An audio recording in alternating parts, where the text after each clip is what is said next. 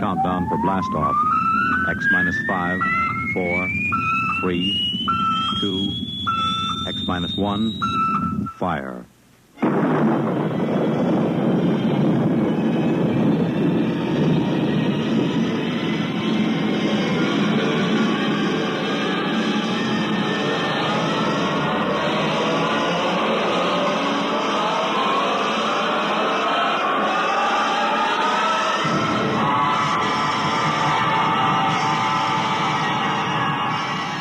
From the far horizons of the unknown come tales of new dimensions in time and space. These are stories of the future, adventures in which you'll live in a million, could be years, on 1,000 maybe worlds. The National Broadcasting Company, in cooperation with Galaxy Science Fiction Magazine, presents X minus 1.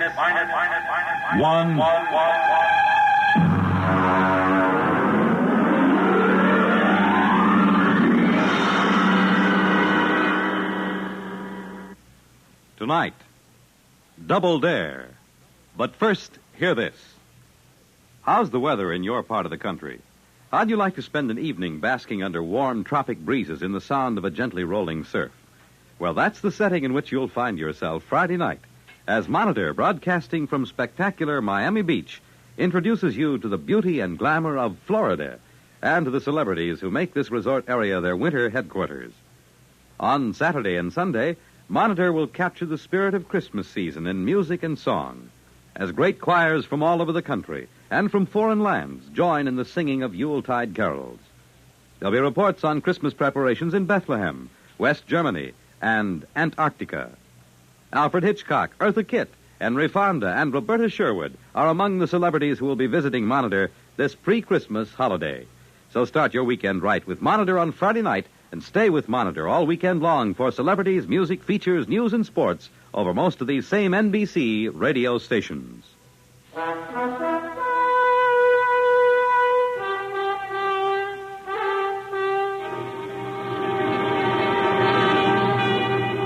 Now, X minus 1. And tonight's story, Double Dare.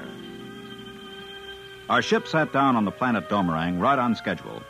Camargo and I stood at the viewport and watched the big Domorangi official cross the field to our landing ramp. He was dressed in a bright yellow tunic, green-gray buskins, and was wearing a glittering jeweled diadem. He was walking in that ponderous way those people always walk. And it seemed like a long time before he actually reached the ramp and climbed into the ship. Welcome aboard. Greetings, gentlemen. I see you have come through the trip in fine shape. My name is Plovas. I'm your liaison while you are with us. My name's Marner. Pleased to meet you. And I'm Cambridge. Well, what happens now, Plovas? You have landed at a space port just outside our capital. I have come to take you to your quarters.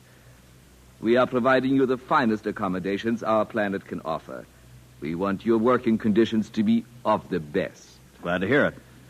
The actual test will begin as soon as you wish. May I offer you good luck? Oh, we won't need it. It's not a matter of luck at all. It's brains.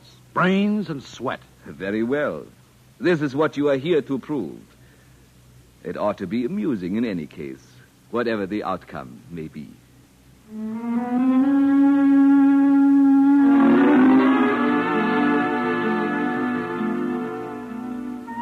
The whole weird deal had begun back on Earth. And it started where most arguments like this start, in a bar.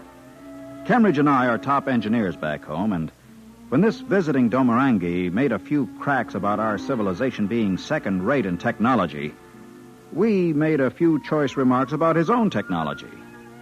Well, the thing got to the news agencies and created quite a stir.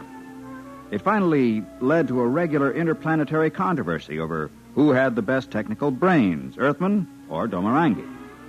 So, here we were, Camargo and I, sitting in an alien hotel room millions of miles from home, staring glumly at the walls. Well, we're here, Marner. We're here. And we're going to show them up and go home rich and famous. You got that? Oh, I hope we can show them. Well, we've got to. Between the two of us, we can match anything they throw at us. Well, can't we? Sure we can. You know, just look at this door mechanism, for instance. A simple cybernetic mechanism. Yeah. Ordinary gadget. Not nearly as efficient as our kind, either. That's just the point. Apparently, these Domorangi aren't half the sharks they think they are. We said we could duplicate anything they showed us, right? Yeah. And they've got 2 of their engineers on Earth trying the same stunt. Okay, so if our boys stick them and we dope out everything they throw at us here, we've won. The State Department's counting on our versatility, Miner. That's all we need. Versatility, cleverness, and hard work. Yeah, we'll beat those silly-looking pants right off them.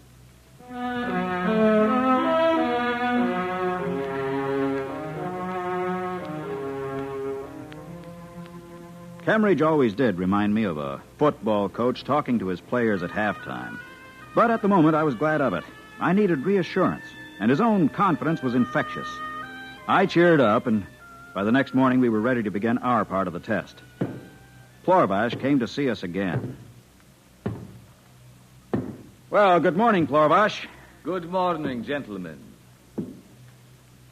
According to agreement, we have equipped our most modern laboratory for you. We will give you 2 preliminary problems. When you have dealt with them, if you can deal with them, we will give you a 3rd problem. And if we fail on any of them? Why, then we shall have proved our point. Fair enough. But suppose we deal with all 3, Plorvash. How do we win this thing? Do we just go on with your projects until we miss? Oh, no. According to the agreement between our governments, the test is limited to 3 problems only. The same is true for our team on your planet. We consider that if you do indeed complete all 3 projects, you will have demonstrated your ability. I don't like the way you say that. What's up your sleeve? Sleeve? I do not understand the idiom. Never mind. Doesn't make any difference anyway. Just let's get started and prove our point. Yes. I myself am most anxious to observe your attempts.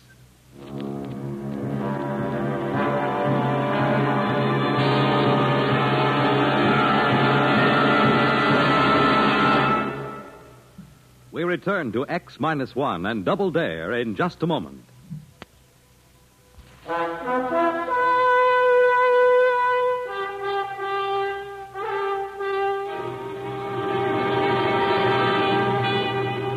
Now back to X-1 and Double Dare. The lab that was to be our workshop until we won or lost this contest was a sumptuous place.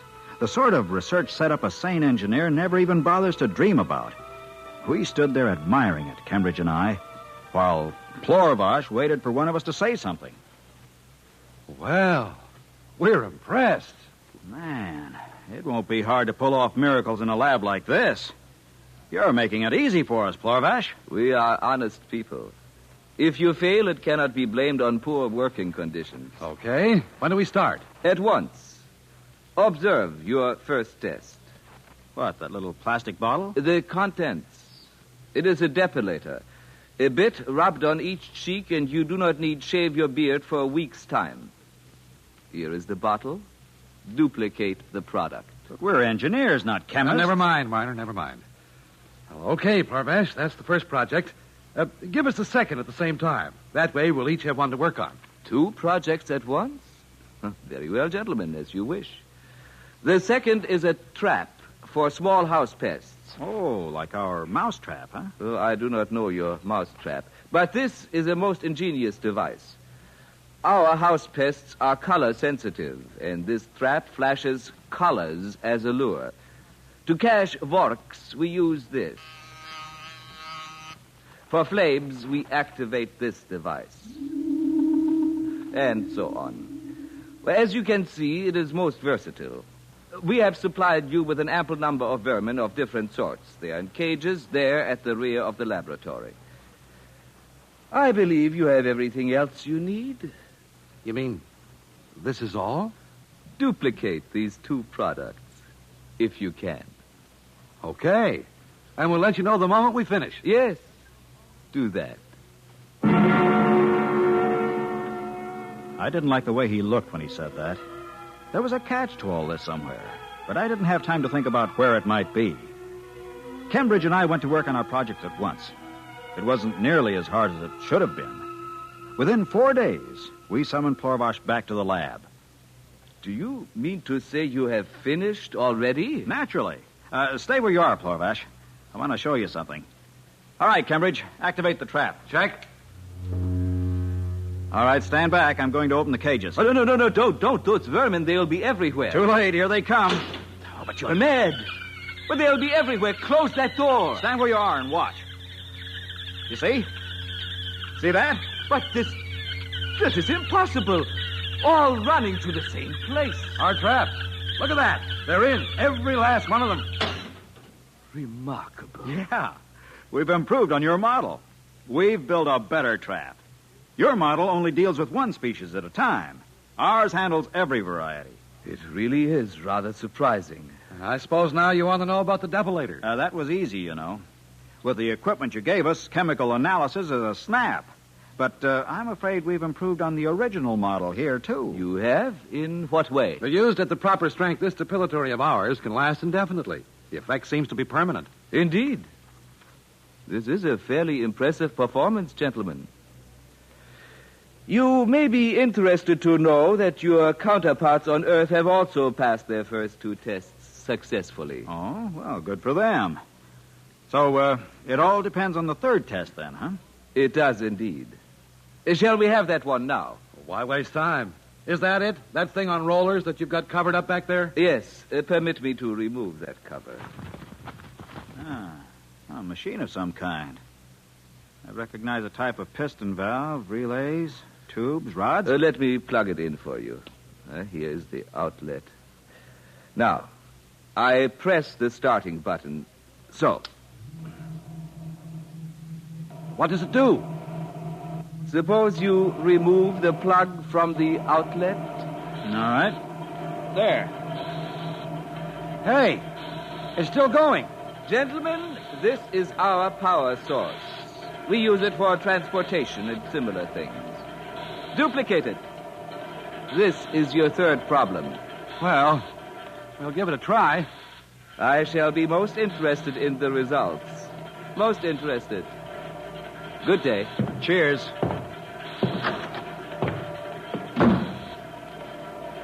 Well, Cambridge, the machine's still going. Yeah, I see. I wonder, can we build a perpetual motion machine?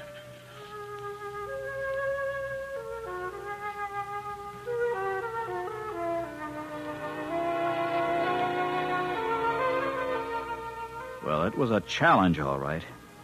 A greater challenge than either of us had anticipated in our wildest dreams. Our heads reeled with the enormity of the ideas. But we worked and worked. I don't even know how long it was, but I think it was about 3 weeks.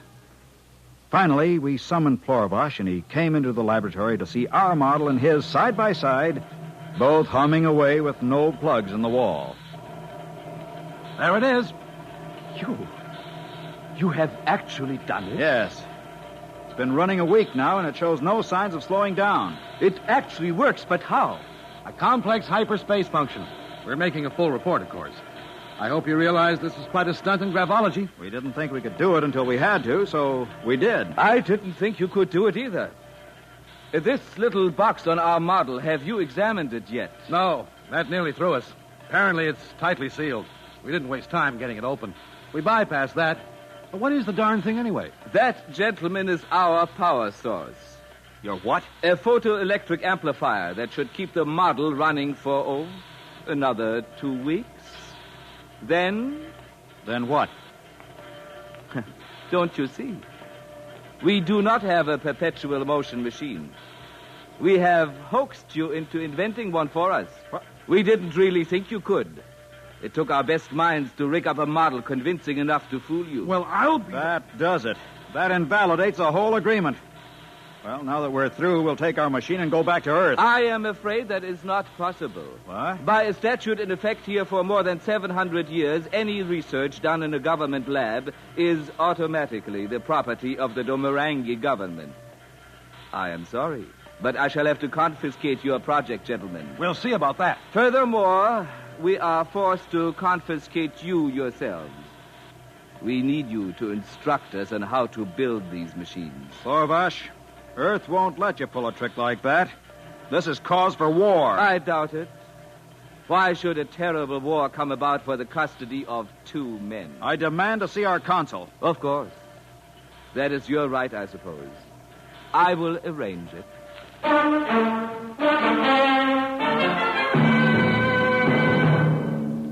Well, there it was. Now that it was too late, I knew what the cause of my uneasy feeling was.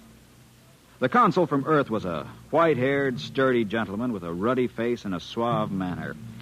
He came to see us in our hotel room that same evening. Now, please, rest assured we shall make every effort to extricate you. Do you realize what immense scientific prestige you've given to Earth? Fat lot of good that does us now. Well, authorities on Earth have kept me informed on the progress of the two Domorangi. They got through the first two projects as easily as you two did. We already know that. What of it? Well, now, this is the delicate part of the whole affair. I hate to put it into words, but in fact, the people on the Earth end of this deal had much the same idea as the Domorangi. You mean another double cross? They put them to work on perpetual motion, too? No, not quite. They rigged up a phony anti-gravity machine and told them to duplicate it. Good night. What happened? Nothing yet. I'm told they're working on it very hard. Sooner or later, if they're at all as clever as you two, perhaps they'll hit on it. You'll just have to be patient and sweat it out until they do, and we can make an even exchange. Well, of all the cockeyed situations, you mean we have to wait until they invent anti-gravity? Well, that's the general idea. In the meanwhile, as I say, I will insist that you be shown every courtesy here on Domorangi. Well, they may never discover a workable anti-gravity. Then what happens to us? Wait a minute. Yeah? Minor. Yeah?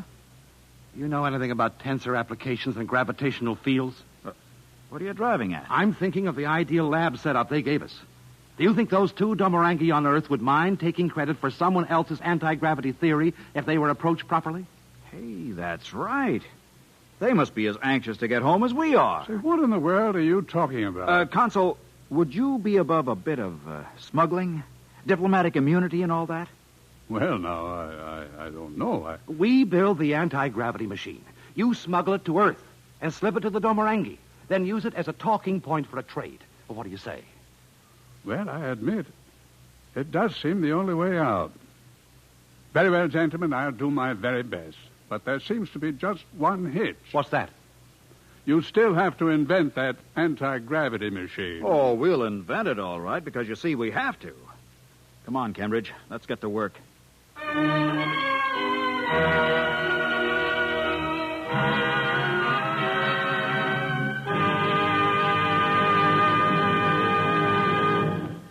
Fred Collins again. I'll have another word about X-1 in just a moment.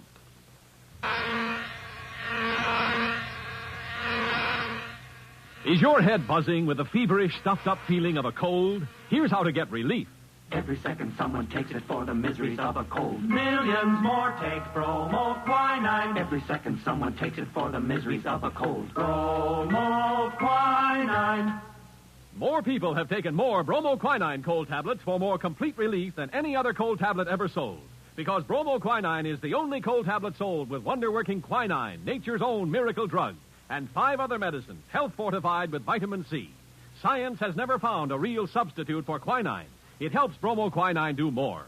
Bromoquinine works to relieve stopped-up nose, body aches, fever, irregularity, blues, and headache, even of virus colds. Remember, every second someone takes it for the miseries of a cold. Millions more take bromoquinine. Get bromoquinine brand cold tablets. You have just heard X-1, presented by the National Broadcasting Company in cooperation with Galaxy Science Fiction Magazine. Galaxy Magazine's science editor, Willie Lay, discusses medical problems of space travel in the current issue of Galaxy. Read Willie Lay's article as well as the many thought-provoking stories similar to tonight's tale of fiction based on facts of the future. Galaxy Magazine, on your newsstand today. Tonight, X-1 has brought you Double Dare, a story from the pages of Galaxy written by Robert Silverberg and adapted for radio by William Welch. Featured in our cast were Ralph Camargo as Marner, Ivor Francis as Cambridge, Michael Ingram